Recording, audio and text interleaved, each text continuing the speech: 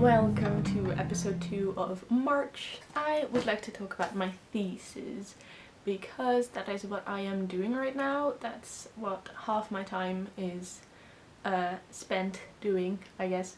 As it is a very important moment in my life, I guess, because this is my last university thing that I will be doing, which now I say it is so scary, but also very, very exciting. Yeah, so I really want to document this because this is a big thing for me. Even if I might fail, I don't know. I hope I won't, because that would be sad.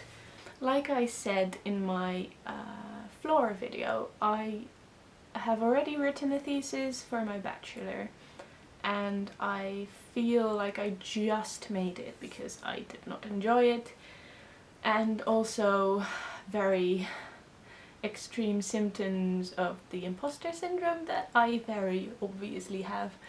I don't feel like I deserve my bachelor degree. Sounds worse when I say it, but it's kind of true. But now I am doing my master, which is Master of Translation Studies. I take all of the courses and I focus on Norwegian, translation from Norwegian to Dutch. Also a bit of Swedish, Danish, but usually Norwegian, that's like my focus. And it is actually a lot of fun. But because I ended my bachelor so weirdly and extremely late, I got my thesis grade on the 31st of August and I started my master on the 2nd of September. That's a bit... it wasn't fun. So I started it off very stressed, very unhappy, and with a very low self-esteem. Somewhere around December I decided to take this course in 2 years instead of 1 year, so I would do half the work, which was the best decision I've made in a while. It really helped me to calm down, to focus on one thing at the same time, but also focus on my mental stability in a way. So now this is my 2nd year, my last semester, and I'm doing my thesis, like I said.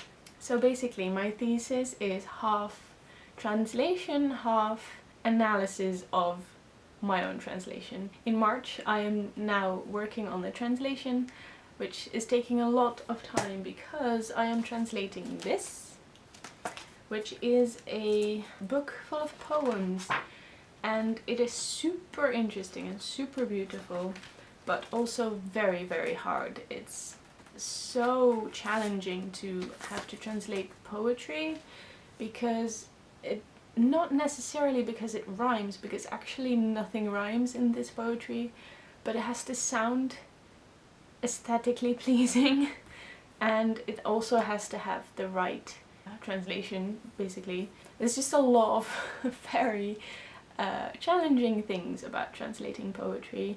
In poetry, the thing is you don't have context and you don't have the room to change the sentence structure, because there is no sentence structure, if you know what I mean.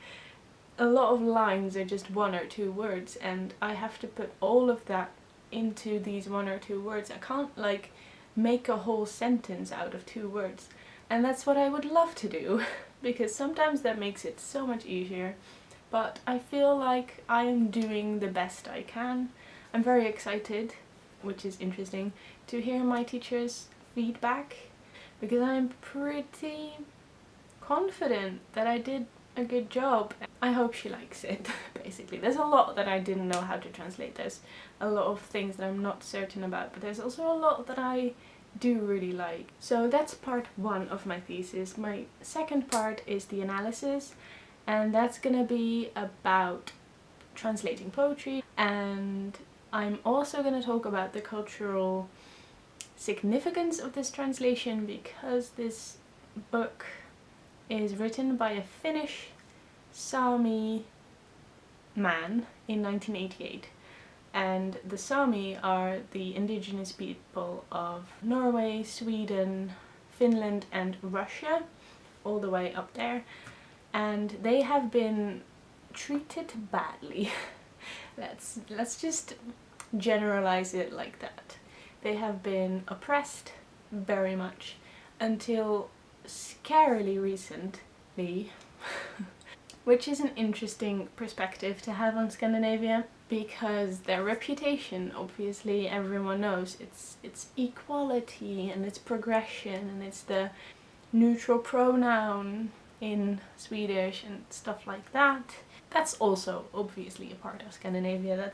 I love Scandinavia, don't get me wrong, but it's not a perfect country, and the history around the Sami people is a very scary example of that.